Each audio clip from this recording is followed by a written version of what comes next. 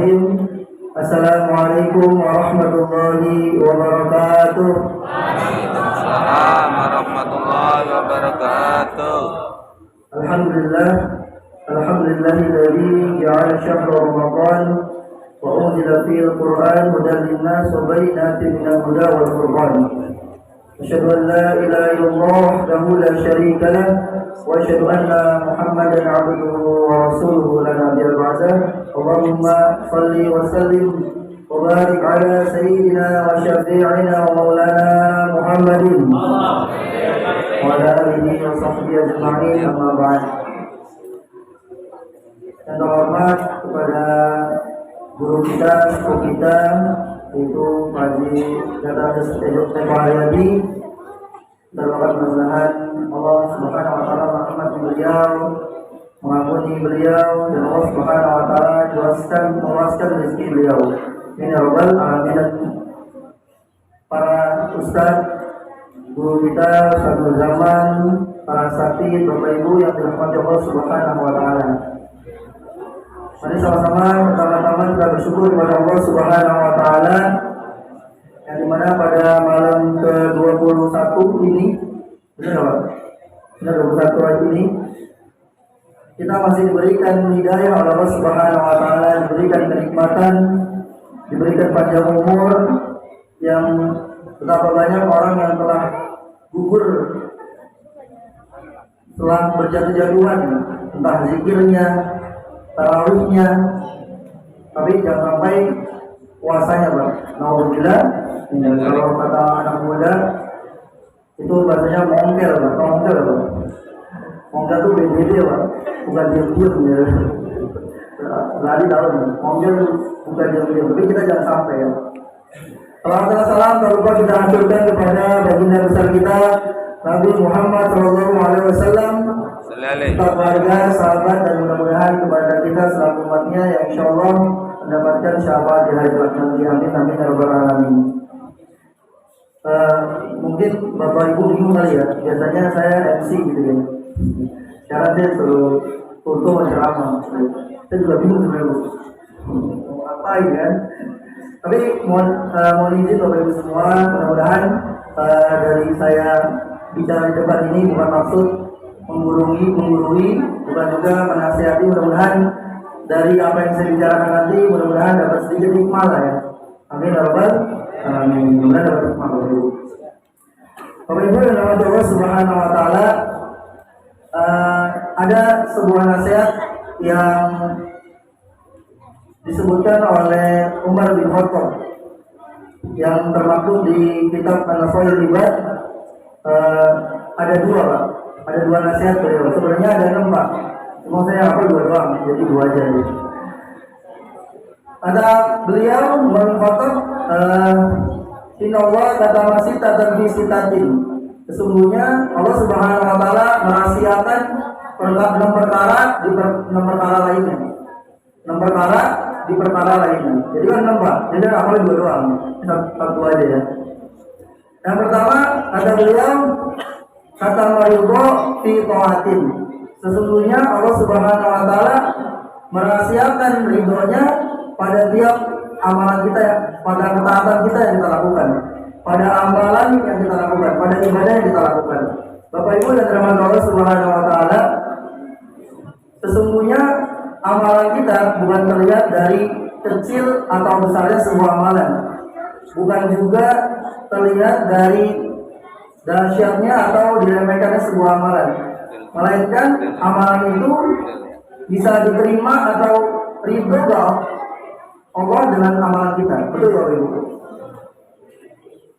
Apalah arti besar sebuah amalan, tetapi Allah Subhanahu wa taala tidak meridhoi amalan kita. Ya, tapi mudah-mudahan kita berharap kita melakukan amalan besar, amalan yang banyak, dan Allah juga meridhoi kita. Dan mudah-mudahan itu jamaah Masjid Roda banyak amalan juga banyak diridhoi Allah Subhanahu wa taala. Amin ya rabbal alamin. Dan ridho Allah Subhanahu wa taala termaktub di surat Al-Mulk ayat 2. A'udzubillahi minasyaitonir rajim. Bismillahirrahmanirrahim. Alladzi khalaqal mauta wal hayata liyabluwakum ayyukum ahsanu amala wa huwal azizul ghafur. Sesungguhnya Allah Subhanahu wa taala menciptakan kehidupan dan kematian untuk menguji siapa yang paling bagus amalnya, yang paling baik amalnya. Allah nggak mengatakan yang paling banyak amalnya, tetapi yang paling bagus. Maka dari itu, yang mendatangkan ridho Allah Subhanahu wa taala adalah ada cuma dua, Pak. Yang ikhlas dan sesuai dengan tuntunan Allah dan Rasulnya. Itu cara mendapatkan ridho Allah Subhanahu wa taala. Bapak Ibu yang dirahmati Allah Subhanahu wa taala, maka dari itu jangan sampai kita meremehkan hal-hal kecil. Jangan sampai kita meremehkan kebaikan sekecil apapun. Karena bisa jadi betapa banyak kebaikan sekecil apapun itu bisa mendatangkan ridho Allah Subhanahu wa taala. Betapa banyak perkara kecil itu bisa memasukkan kita ke dalam surganya Allah Subhanahu wa taala. Ada satu kisah, Pak. Namanya, ya mungkin Bapak Ibu semua tahu. Beliau adalah mujtahid atau perawi hadis, yaitu Imam Abu Daud. Imam Abu Daud menyeberang ke Sungai Tigris.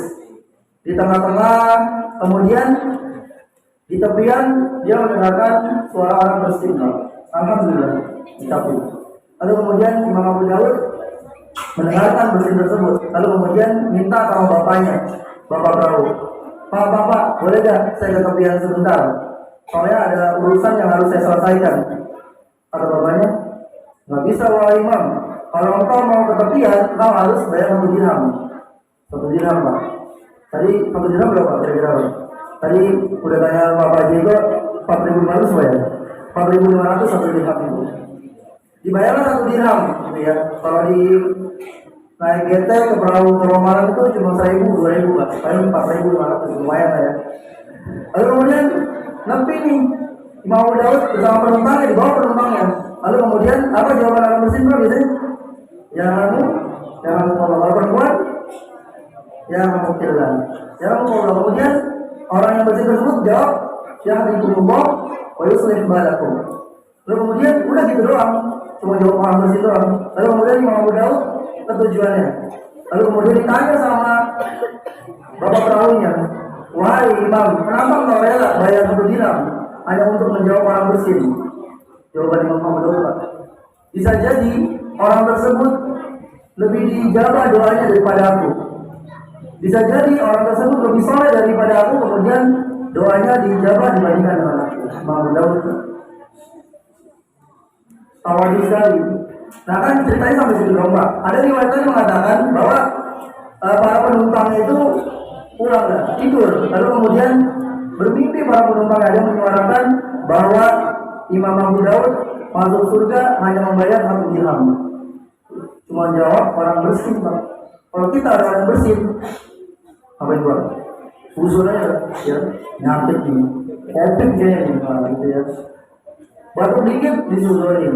Kalau Imam Abu Daud didekatin orang bersin, lalu kemudian minta doa kepada beliau, karena orang yang sakit itu adalah doanya dijawab oleh Allah Subhanahu wa taala. Itu yang pertama, Pak. Ada waktu ya. Yang kedua, kata Umar bin Khattab, katama lailatul qadri fi syahr Ramadan. Lalu kemudian Allah Subhanahu wa taala menyembunyikan malam Lailatul Qadar pada bulan suci Ramadan. Maka dari itu Allah rahasiakan bulan suci Ramadan agar kita mencari sendiri di bulan suci Ramadan. Maka dari itu Nabi itu secara khusus mengatakan, taharul Lailatul Qadri fil fitri minal ashril akhir minal ashril awakhir min Ramadan.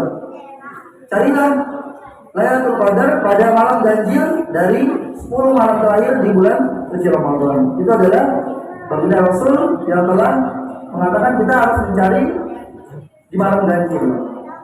Nah, istri beliau menceritakan bagaimana kehidupan beliau di 10 malam terakhir. Ini istri beliau, Pak. Jadi orang dalam yang cerita. Pasti benar insyaallah. Bagaimana Rasulullah SAW tiba di 10 malam terakhir. Aisyah mengatakan kalau Rasulullah SAW yajtahidu fil ashril awakhir ma la yajtahidu fi ghairihi. Rasulullah SAW itu bersungguh-sungguh di malam 10 hari terakhir dibandingkan ma la yajtahidu fi ghairihi di 20 hari sebelumnya. Apa sungguh-sungguh, Pak? Sungguh-sungguh mencari Lailatul Qadar, bersungguh-sungguh tilawah, sungguh-sungguh tarawih, sungguh-sungguh nyari baju lebaran. Lewat. Maka dari itu kita sungguh-sungguh. Lalu kemudian apa yang dilakukan Rasulullah SAW di 10 malam terakhir? Ini ngomong malam 21 Pak, udah masuk ke 10 malam terakhir.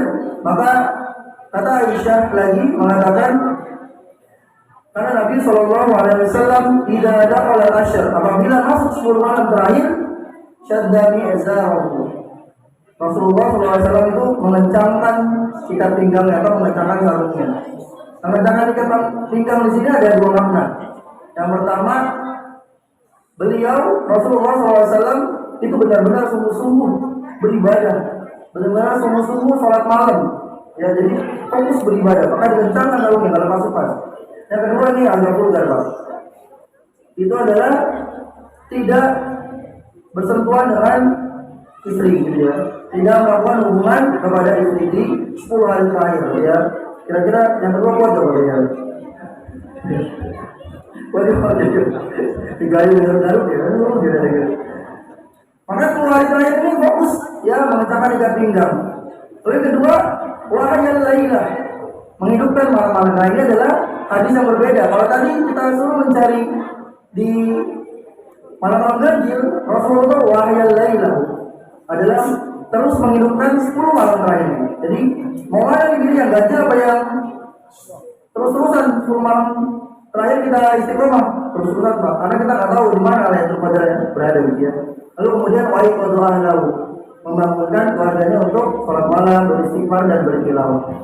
Maka dari itu itulah dua perkara yang dirahasiakan Allah Subhanahu wa taala. Mudah-mudahan kita semua sampai di 30 hari Ramadan istiqomah dan semuanya bisa fokus beribadah dan bisa mendapatkan Lailatul Qadar. Itu kita cari dan bayar mudah-mudahan amin ya rabbal alamin. Itu saja bisa kami sampaikan. Assalamualaikum warahmatullahi wabarakatuh. Waalaikumsalam warahmatullahi wabarakatuh.